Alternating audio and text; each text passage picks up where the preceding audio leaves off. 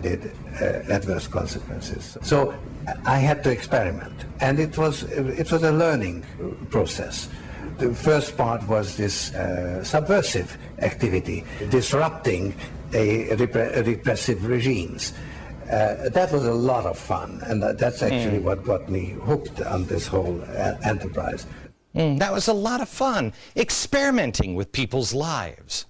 This is what happens when people put themselves in an elite category, or appoint themselves rulers, or in his case, see themselves as some sort of a god. You become a plaything, and he is the all-knowing, all-seeing creator. He has been playing this game for a very long time. But before I show you how he's playing it now and what is coming, I want to start in Czechoslovakia. Half a century ago in Czechoslovakia. It was a scary, scary time to live in this part of the world. The world was changing. Europe was on fire. Joblessness, hunger. Hunger was on the rise. People didn't know what to do. Protesters started rioting in the streets. The average person was frightened out of their mind. And so what did they do? They begged the government, please bring order. Stop the people rioting in the streets. Well, they did. And the next thing the average person knew, they were a communist country. It is important to remember this story, because that's what history books would tell you. But there's now new documents out that were never supposed to be released. And it plays directly into today and what's happening in America. And we'll get to that by the bottom of the hour. But right now I want to show you the signs. What is George Soros trying to do? What is it? How does he do it? After country after country after country, we found that there are 5 steps to him gaining control. He does it over and over and over again. So let's see what the steps are, and let's see if he's done any of them here.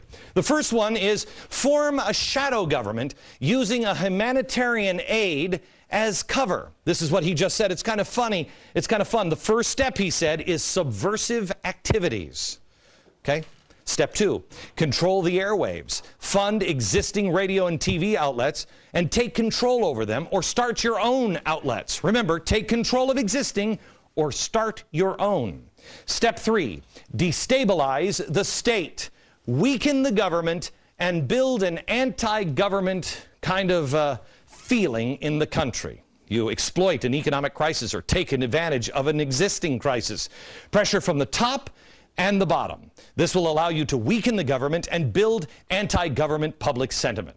Step 4, you provoke an election crisis. You wait for an election, and during the election you cry voter fraud. Step 5, take power. You stage massive demonstrations, civil disobedience, sit-ins, general strikes. You encourage activism. You promote voter fraud, tell followers what to do through your radio and television stations. Well, let's start at the beginning, shall we? Do any of those sound familiar? This is the way George Soros takes country down every time. Every time. Again, he's done it. How many times, Joe? 4 or 5? 4 times. 4 times before. We'll be number 5. So let's go back here. The 5 steps to control. The first one is form a shadow government using humanitarian aid as a cover. Now, is he doing this? Well, let me start with the central George Soros operation, which is OSI. This is his main group. OSI. It is the Open Society Institute. It sounds warm and fuzzy, and to hear the way they tell it, it is warm and fuzzy. Oddly enough, yesterday, in a sign of, I think, total panic and collapse, OSI released a video talking all about all the wonderful things that George Soros does. It's fantastic. Must have cost them a fortune to put this up. Coincidentally, it's released the day that we do our special, to show you that he's just a lovable old philanthropist. That's all he does. He cares about people. Well, I'm sure he does. I'm sure he does. Because he's a humanitarian. He's a philanthropist, you know. He gives tons of money. I'll show you that whole thing at the end of the show. Through the Open Society Foundation, he donates almost $500 million annually to charity causes all around the globe. Well, that's fantastic. That's fantastic. I love people who give a lot of money to charity. I think that's fantastic. I do. Now, when you look at a charity, this is what I learned when I started to try to be responsible with my money. You look at people as an investment. What's the best way to invest in people? But you need, if you're going to give away $500 million every single year, you better have somebody who really knows how to manage it. And you better have somebody who has a big, big heart. Who is the person to head up your charitable arm, Mr. Soros? Well, he just found he's just the founder of SDS, the radical student group from the 1960s. You remember the days of rage riots? Yeah. And the spin-off group, the Weather Underground. Yeah.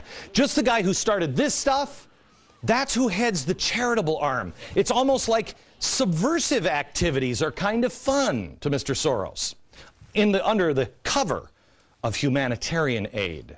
So OSI spreads the money all over the country. But I'm sure the head of OSI, he's probably changed. One of the things that OSI funded was the shadow conventions in 2000. It funneled 1/3 of the shadow convention, who was hosted here. I mean, unless you were an avid, C-SPAN watcher, you probably don't remember them. But it was an attempt to, as they put it, focus on the issues that the parties just won't touch. Issues like campaign finance reform. Wait a minute. Last night, campaign finance reform. Now, that's a good humanitarian thing, isn't it? Seriously, that's going to feed a lot of children. Campaign finance reform. Remember we said that he spent over $100 million to get campaign finance reform. And what happened? Oh, yeah, I remember. It led to the boom in 501c3s, like MoveOn.org or Media Matters or any of the other things that he seems to fund. They can take in as much money as they want. And now all of those political organizations are controlled by George Soros. But remember, it's humanitarian. One of the organizers of the Shadow Convention was Arianna Huffington, which is now getting the Huffington Post money from George Soros to be able to hire reporters. Isn't that great? She was introducing here in 2000 at the Shadow Convention. She was introducing somebody else, another guest speaker, another co-organizer of the event. Watch. We're now moving to the second issue of the Shadow Convention, the persistence of poverty in the middle of our prosperity. And it gives me great pleasure to welcome one of our conveners, the Reverend Jim Wallis, the head of the Call to Renewal, a new coalition of churches to fight poverty, and the editor of Sojourners magazine. Oh. He's also been a mentor and an inspiration to me. So get ready to be inspired. Jim Wallis. Praise Jesus, Jim Wallis, Sojourners, faith, politics, culture. That's right. Sojourners, didn't he get a bunch of money recently to help boycott me? That's right, I remember him now. And Sojourners, another group funded by OSI. George Soros, an atheist, dumping a whole bunch of money into a Christian organization. Well, that almost doesn't make sense. Oh, but it's humanitarian. Kind of makes you question the motives, though, doesn't it? Of course, it doesn't take long to see that his attraction to Jim Wallis is because he's a big government progressive. The solution is not with the people and the churches. It is get everybody into the government. He's infiltrating the churches. You see how this works? I know. I'm sorry, Mr. Soros. It's just humanitarian aid. Step number 2 is to control the airwaves. Has George Soros done this at all? Well, open society, it's very innocent here. And it's pure as the driven snow. Recently donated $1.8 million so that NPR could hire new journalists. Do we have the NPR thing? They just $1.8 million so they could hire 100 journalists.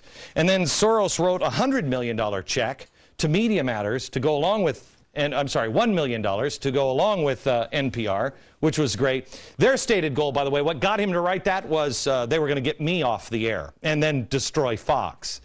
Isn't that great? By the way, he gave that $1 million and all that money after we were threatened.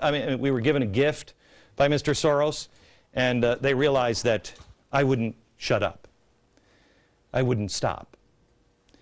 And so then he decided, well, I guess I'm going to have to destroy him another way. $1 million also to the TeaPartyTracker.org. TeaPartyTracker.org. This is a website that they developed with the NAACP's media staff. It's supposed to expose the intolerant element of the Tea Party. Then the NAACP takes its content and collaborates with Think Progress, another Soros-funded group, along with Media Matters, and there you go.